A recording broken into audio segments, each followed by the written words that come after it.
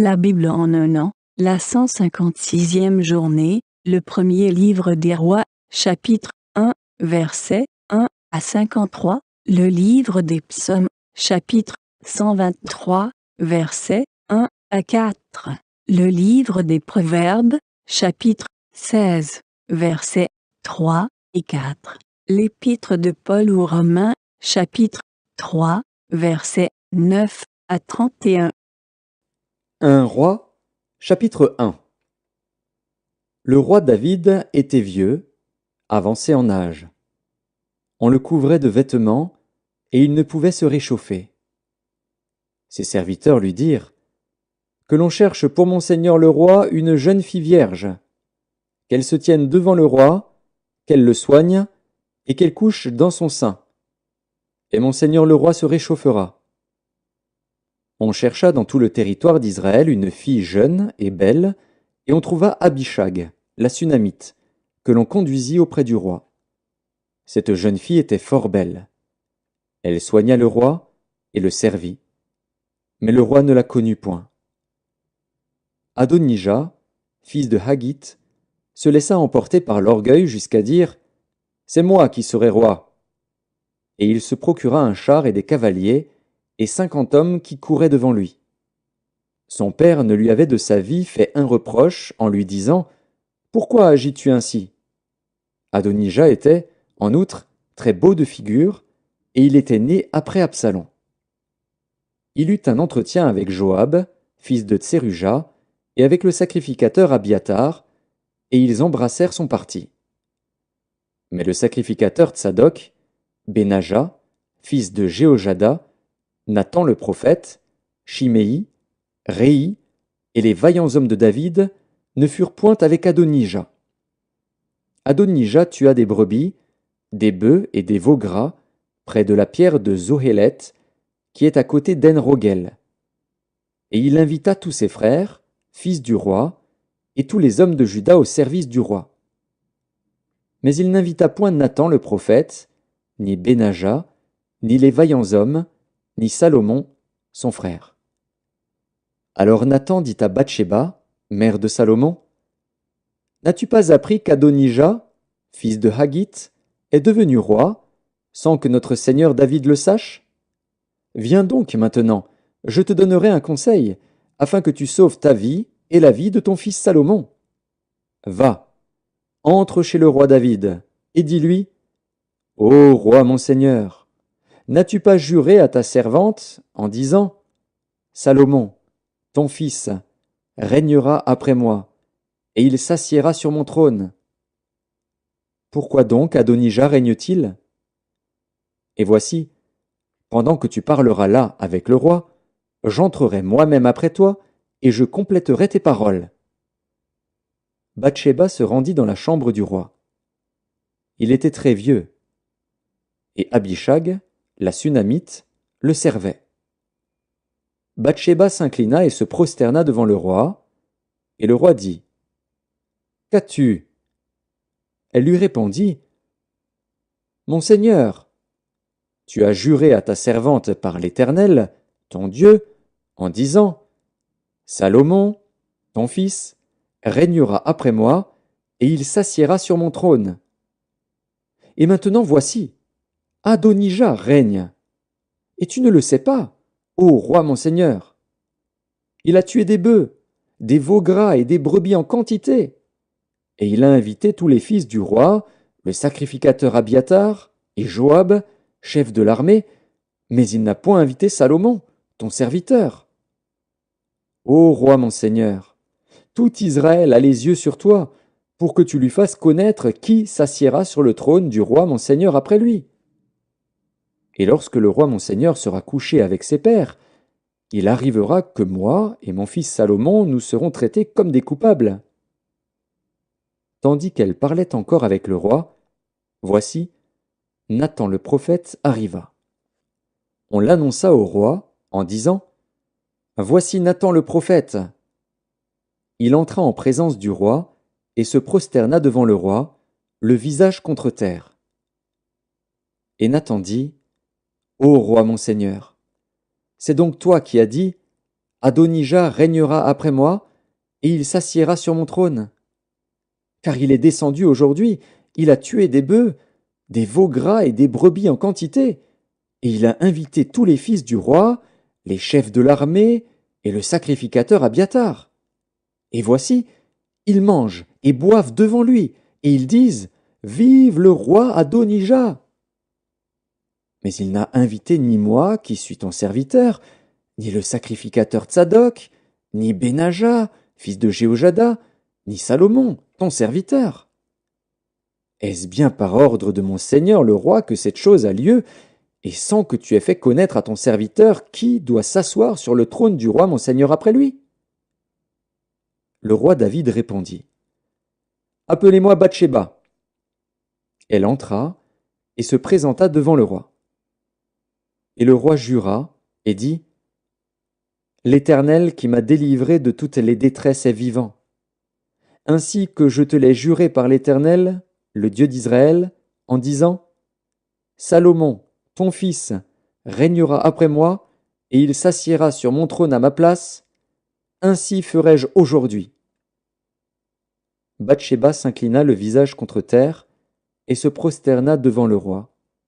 Et elle dit, Vive à jamais mon seigneur le roi David. Le roi David dit, Appelez-moi le sacrificateur Tsadok, Nathan le prophète, et Benaja, fils de Jéhojada. Ils entrèrent en présence du roi. Et le roi leur dit, Prenez avec vous les serviteurs de votre maître. Faites monter Salomon, mon fils, sur ma mule, et faites-le descendre à Guillon. Là, le sacrificateur Tsadok et Nathan le prophète loindront pour roi sur Israël. Vous sonnerez de la trompette, et vous direz, Vive le roi Salomon! Vous monterez après lui, il viendra s'asseoir sur mon trône, et il régnera à ma place. C'est lui qui, par mon ordre, sera chef d'Israël et de Juda. Benaja, fils de Jéhojada, répondit au roi, Amen. Ainsi dise l'Éternel, le Dieu de mon seigneur le roi. Que l'Éternel soit avec Salomon comme il a été avec mon seigneur le roi, et qu'il élève son trône au-dessus du trône de mon seigneur le roi David.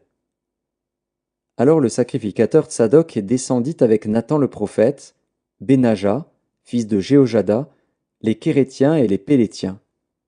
Ils firent monter Salomon sur la mule du roi David, et ils le menèrent à Guillon. Le sacrificateur Tsadok prit la corne d'huile dans la tente, et il oignit Salomon.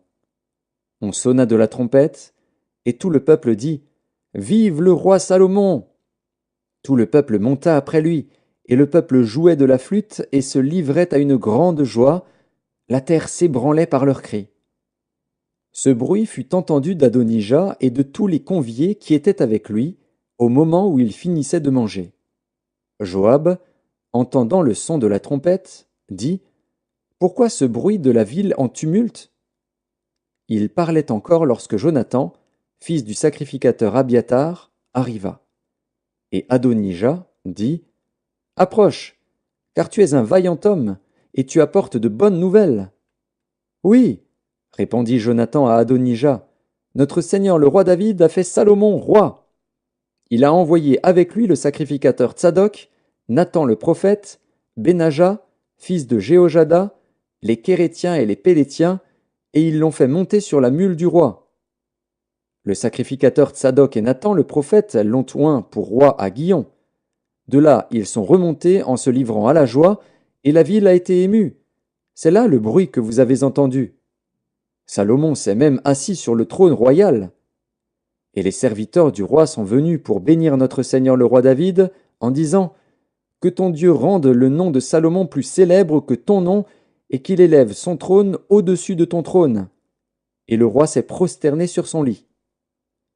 Voici encore ce qu'a dit le roi, Béni soit l'Éternel, le Dieu d'Israël, qui m'a donné aujourd'hui un successeur sur mon trône et qui m'a permis de le voir. Tous les conviés d'Adonija furent saisis d'épouvante. Ils se levèrent et s'en allèrent chacun de son côté. Adonija eut peur de Salomon. Il se leva aussi, s'en alla, et saisit les cornes de l'autel. On vint dire à Salomon, Voici, Adonija a peur du roi Salomon, et il a saisi les cornes de l'autel, en disant, que le roi Salomon me jure aujourd'hui qu'il ne fera point mourir son serviteur par l'épée. Salomon dit, s'il se montre un honnête homme, il ne tombera pas à terre un de ses cheveux. Mais s'il se trouve en lui de la méchanceté, il mourra. Et le roi Salomon envoya des gens qui le firent descendre de l'autel. Il vint se prosterner devant le roi Salomon, et Salomon lui dit, va dans ta maison. Psaume 123, Cantique des degrés. Je lève mes yeux vers toi qui sièges dans les cieux. Voici comme les yeux des serviteurs sont fixés sur la main de leur maître, et les yeux de la servante sur la main de sa maîtresse, ainsi nos yeux se tournent vers l'Éternel notre Dieu, jusqu'à ce qu'il ait pitié de nous. Aie pitié de nous, Éternel, aie pitié de nous, car nous sommes assez rassasiés de mépris, notre âme est assez rassasiée des moqueries des orgueilleux et du mépris des hautains. Livre des Proverbes, chapitre 16. Recommande à l'Éternel tes œuvres, et tes projets réussiront. L'Éternel a tout fait pour un but, même le méchant pour le jour du malheur. L'Épître de Paul aux Romains, chapitre 3. Quoi donc? Sommes-nous plus excellents? Nullement. Car nous avons déjà prouvé que tous, juifs et grecs, sont sous l'empire du péché, selon qu'il est écrit, il n'y a point de juste, pas même un seul. Nul n'est intelligent, nul ne cherche Dieu. Tous sont égarés, tous sont pervertis, il n'en est aucun qui fasse le bien, pas même un seul. Leur gosier est un sépulcre ouvert, ils se servent de leur langue pour tromper. Ils ont sous leurs lèvres un venin d'aspic. Leur bouche est pleine de malédiction et d'amertume. Ils ont les pieds légers pour répandre le sang. La destruction et le malheur sont sur leur route. Ils ne connaissent pas le chemin de la paix. La crainte de Dieu n'est pas devant leurs yeux. Or nous savons que tout ce que dit la loi, elle le dit à ceux qui sont sous la loi, afin que toute bouche soit fermée et que tout le monde soit reconnu coupable devant Dieu. Car nul ne sera justifié devant lui par les œuvres de la loi, puisque c'est par la loi que vient la connaissance du péché. Mais maintenant, sans la loi est manifestée la justice de Dieu, à laquelle rendent témoignage la loi et les prophètes. Justice de Dieu par la foi en Jésus-Christ, pour tous ceux qui croient. Il n'y a point de distinction, car tous ont péché et sont privés de la gloire de Dieu, et ils sont gratuitement justifiés par sa grâce, par le moyen de la rédemption qui est en Jésus-Christ. C'est lui que Dieu a destiné par son sang à être pour ceux qui croiraient victime propitiatoire, afin de montrer sa justice, parce qu'il avait laissé impunis les péchés commis auparavant, au temps de sa patience, afin, dis-je, de montrer sa justice dans le temps présent, de manière à être juste tout en justifiant celui qui a la foi en Jésus. Où donc est le sujet de se glorifier? Il est exclu. Par quelle loi?